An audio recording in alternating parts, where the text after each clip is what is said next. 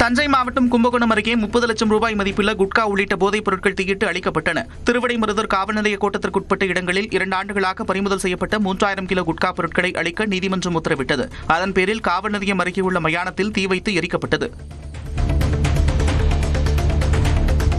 கிருஷ்ணகிரி மாவட்டம் ஓசூரில் 20 கோடியே 12 லட்சம் ரூபாய் மதிப்பில் வணிக வளாகம் கூடுதல் வகுப்பறை கட்டடங்களை முதலமைச்சர் மு க ஸ்டாலின் காணொலி வாயிலாக திறந்து வைத்தார்.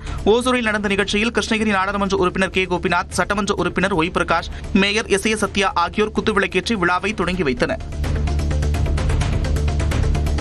நியூஸ் 18 தமிழ்நாடு செய்தி எதிரொலியாக கடலூர் மாவட்டம் பெரிய கங்கனாங்குப்பத்தில் கட்டப்பட்ட அங்கன்வாடி மையத்தை சட்டமன்ற உறுப்பினர் ஐயப்பன் திறந்து வைத்தார். பாழடைந்த கட்டடத்தில் அங்கன்வாடி மையம் செயல்பட்டு வருவது குறித்து 2024 ஆண்டு அக்டோபர் மாதம் நியூஸ் 18 தமிழ்நாடு தொலைக்காட்சியில் செய்தி வெளியிடப்பட்டது.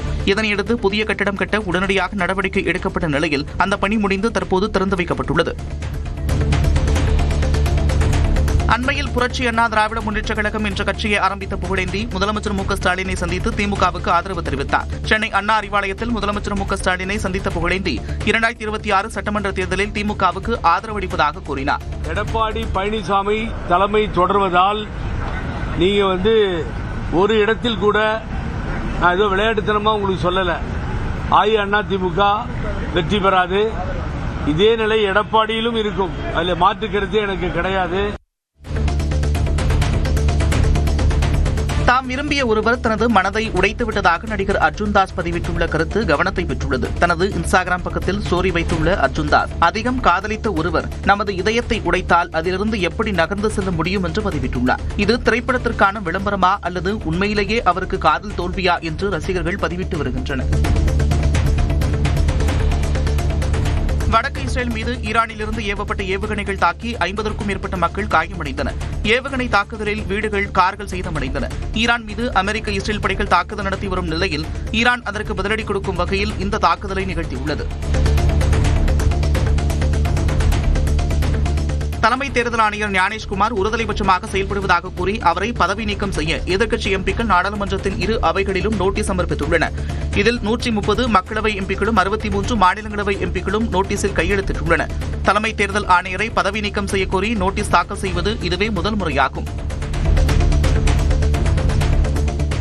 அமெரிக்க, இஸ்ரேலிய நண்பர்களை பகைத்துக் கொள்வதை தவிர்க்கவே ஈரான் மீதான தாக்குதலை கண்டிக்க மோடி அரசு தயக்கம் காட்டுவதாக காங்கிரஸ் எம்பி ஜெய்ராம் ரமேஷ் கண்டனம் தெரிவித்துள்ளார். இது தொடர்பாக தனது சமூக வலைதளத்தில் பதிவிட்டுள்ள அவர், மத்திய கிழக்கு நாடுகள் மீதான ஈரானின் தாக்குதலை சரியாக கண்டித்த மோடி அரசு ஈரானின் உச்ச தலைவரை படுகொலை செய்தது குறித்தும் ஈரான் மீதான தாக்குதல் குறித்தும் அமைதி காப்பதாக குறிப்பிட்டுள்ளார். கடலூர் மாவட்டம் விருதாச்சலத்தில் துணை ராணுவப் படையினரின் கொடி அணிவகுப்பு நடைபெற்றது. சட்டமன்ற தேர்தல் அமைதியான முறையில் நடக்கவும் பொதுமக்கள் அச்சமின்றி வாக்களிக்கும் வகையிலும் நடைபெற்ற அணிவகுப்பில் உள்ளூர் காவலர்களும் கலந்து கொண்டனர். விருதாச்சலம் காவல் நிலையத்தில் தொடங்கிய அணிவகுப்பு கடலூர் சாலை, ஜங்ஷன் சாலை, கடைவீதி படியாக நடைபெற்றது. இதேபோன்று சேலம் மாவட்டம் அம்மாப்பேட்டையில் துணை ராணுவப் படை வீரர்கள் கொடி அணிவகுப்பில் ஈடுபட்டனர். தருமபுரி அருகே துணை முதலமைச்சர் உதயநிதி ஸ்டாலின் பங்கேற்ற விழாவிற்காக வைக்கப்பட்டிருந்த வாழை குலைகளை பொதுமக்கள் வெட்டி எடுத்து சென்றனர். அரசு கலைக்கல்லூரி வளாகத்தில் நடந்த விழாவில் துணை முதலமைச்சர் 421 புதிய திட்டங்களுக்கு அடிக்கல் நாட்டினார். 33 முடிவுற்ற பணிகளை பயன்பாட்டிற்கு திறந்து வைத்து 304 கோடி ரூபாய் மதிப்பிலான நலத்திட்ட உதவிகளை வழங்கினார். இந்த விழா முடிந்ததும் பொதுமக்கள் வாழை குலைகளை மொண்டியடித்து பிடுங்கி சென்றனர். கோவை சிங்காநல்லூர் ரயில் நிலையத்தில் எழுதப்பட்டிருந்த இந்தி வாசகங்கள் கருப்பு மையால் அளிக்கப்பட்டன. வியாழக்கிழமை இரவு சிங்காநல்லூர் ரயில் நிலையத்திற்கு வந்த மே 17 அமைப்பினர் பெயர் பலகையில் இந்தியிலிருந்த எழுத்துக்களை கருப்பு மை கொண்டு அடித்தனர். இதுகுறித்து சிங்காநல்லூர் போலீசார் விசாரணை மேற்கொண்டு வருகின்றனர். காங்கிரஸ் கட்சியின் 13 சட்டமன்ற உறுப்பினர்களுக்கு எதிராக கன்னியாகுமரியில் அக்கட்சியினர் ஒட்டிய போஸ்டர்களால் சலசலப்பு ஏற்பட்டுள்ளது. காங்கிரஸ் மூத்த தலைவர் ராகுல் காந்தியின் ஆதரவில் சட்டமன்ற உறுப்பினர்களாக இருந்து கொண்டு கட்சியின் முடிவுக்கு கட்டுப்படாத 13 சட்டமன்ற உறுப்பினர்களும் உடனடியாக ராஜினாமா செய்ய வேண்டும் என்று அதில் அச்சிடப்பட்டிருந்தது. குடித்துறை, மார்த்தாண்டம், மேல்புறம் உள்ளிட்ட இடங்களில் ஒட்டப்பட்ட போஸ்டர்களால் காங்கிரஸ் தொண்டர்களுக்கிடையே சலசலப்பு ஏற்பட்டுள்ளது. புதுக்கோட்டை மாவட்டம் அறந்தாங்கியில் நடப்போம் நலம் பெறுவோம் திட்ட தொடக்க விழாவில் அமைச்சர் மையநாதன் 8 கிலோமீட்டர் தூரம் நடந்து சென்று விழிப்புணர்வை ஏற்படுத்தினார். மக்கள் நல்வாழ்வுத்துறை சார்பில் நடைபெற்ற விழிப்புணர்வில் ஆட்சியர் அருணா, தன்னார்வலர்கள் உள்ளிட்டோர் கலந்து கொண்டனர்.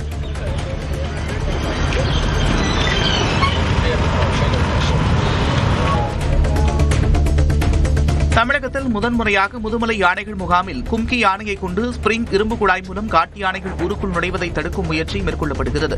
கும்கி யானை குழாயை துதிகையால் தள்ளி காலால் மிதித்து சேதப்படுத்தினாலும் குழாய் உடையாமல் ஸ்பிரிங் மூலம் தானாக மீண்டும் நேரான நிலைக்கு வரும் நிலையில் இந்த புதிய முயற்சி வடிவமைக்கப்பட்டுள்ளது. கூடலூர் மற்றும் சுற்றியுள்ள 30 இடங்களில் ஸ்பிரிங் இரும்பு குழாய்களை பொருத்த திட்டமிடப்பட்டுள்ளது. தாய் தமிழை காக்க ஆயத்தமாக இருக்கும் இளைஞர்கள் உழைப்பை மட்டும் கொடுங்கள், உயிரை அல்ல என்று முதலமைச்சர் மு.க.ஸ்டாலின் தெரிவித்துள்ளார். இந்தி திணிப்புக்கு எதிராக மே 17 இயக்கத்தின் சார்பில் நடைபெற்ற போராட்டத்தில் ரயில் முன்பு பாய்ந்து படுகாயமடைந்து சிகிச்சை பெற்று வரும் சிவா திலீபன் என்ற இளைஞரை முதலமைச்சர் மு.க.ஸ்டாலின் சந்தித்து நலம் விசாரித்தார். இது தொடர்பாக தனது எக்ஸ் பக்கத்தில் பதிவிட்டுள்ள முதலமைச்சர் மு.க.ஸ்டாலின் போராட்ட நோக்கம் சரியானதாக இருந்தாலும் உணர்ச்சி வயப்பட்டு இதுபோன்ற செயல்களை யாரும் செய்யக்கூடாது என்று அறிவுறுத்தியுள்ளார். சேலம் மாவட்டம் எடப்பாடி அருகே மதுபோதையில் கனரா வங்கி ஏடிஎம் காவலாளியை தாக்கியதாக ஒருவர் கைது செய்யப்பட்டார். கொங்கனாபுரம் கிராமத்தில் உள்ள கனரா வங்கி ஏடிஎம் மையத்திற்கு மதுபோதையில் வந்த புதுப்பாளையத்தைச் சேர்ந்த பழனி காவலாளி அருள்மணியை தகாத வார்த்தைகளால் பேசி தாக்கியதாக கூறப்படுகிறது. மேலும் கண்ணாடிகளை உடைத்து ரகளையிடப்பட்ட நிலையில் தகவல் அறிந்து வந்த காவல்துறையினர் பழனியை கைது செய்தனர். கேரள மாநிலம் கொல்லம் அருகே இருசக்கர வாகனத்தில் அதிவேகமாக வந்த இளைஞர்கள் வளைவில் திரும்பும்போது எதிரே வந்த கார் மீது மோதி தூக்கி வீசப்பட்டனர். மற்றொரு கார் மீது அவர்கள் விழுந்ததன் அதிர்ச்சியூட்டும் சிசிடிவி காட்சிகள் வெளியாகியுள்ளது.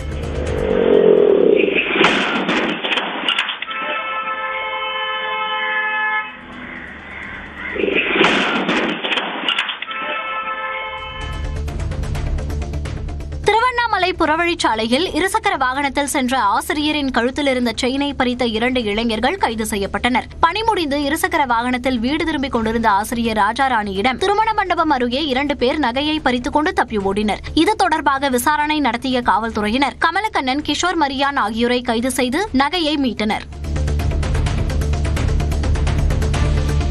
கிருஷ்ணகிரி மாவட்டம் ஊத்தங்கரை அருகே தார் சாலை அமைத்து தர பலமுறை மனு அளித்தும் நடவடிக்கை எடுக்கவில்லை என கிராம மக்கள் குற்றம் சாட்டியுள்ளனர்.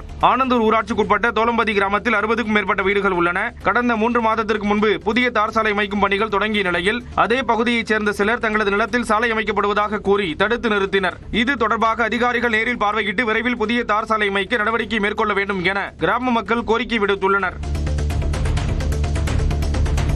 தனியார் கால்நடை மருத்துவக் கல்லூரிகள் துவங்குவதற்கு எதிர்ப்பு தெரிவித்து திருநெல்வேலி ராமையன்பட்டி அரசு கால்நடை மருத்துவக் கல்லூரி மாணவ மாணவிகள் உள்ளிருப்பு போராட்டத்தில் ஈடுபட்டுள்ளனர். 300க்கும் மேற்பட்டோர் கல்லூரி வளாகத்தில் அமர்ந்து உள்ளிருப்பு போராட்டத்தில் ஈடுபட்டுள்ளனர். தனியார் மயமாக்கலை கண்டித்தும் கால்நடை மருத்துவர்களின் பணியிடங்களை அதிகரிக்காமல் தனியார் கல்லூரிகளுக்கு அனுமதி வழங்குவதாக கூறியும் போராட்டம் நடைபெற்றது. சென்னை பழைய வண்ணாரப்பேட்டையில் ஸ்மார்ட் சிட்டி திட்டப்பணி 3 ஆண்டுகளுக்கு மேலாக நடப்பதை கண்டித்து வியாபாரிகள் மனித சங்கிலி போராட்டத்தில் ஈடுபட்டனர். ஸ்மார்ட் சிட்டி திட்டப்பணிகள் மந்த நிலையில் நடப்பதாகவும் இதனால் தங்களின் வியாபாரம் பாதிக்கப்படுவதாகவும் கூறி வியாபாரிகள் முழக்கங்களை எழுப்பி போராட்டத்தில் ஈடுபட்டனர்.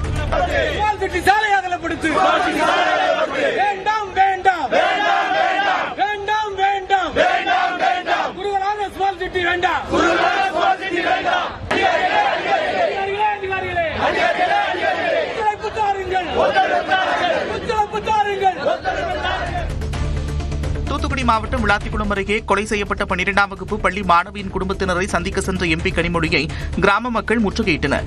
வேடநத்தம் கிராமத்தில் காட்டுப்பகுதியில் 17 வயது சிறுமி சடலமாக கண்டெடுக்கப்பட்ட சம்பவம் கடும் அதிர்ச்சியை ஏற்படுத்தியது.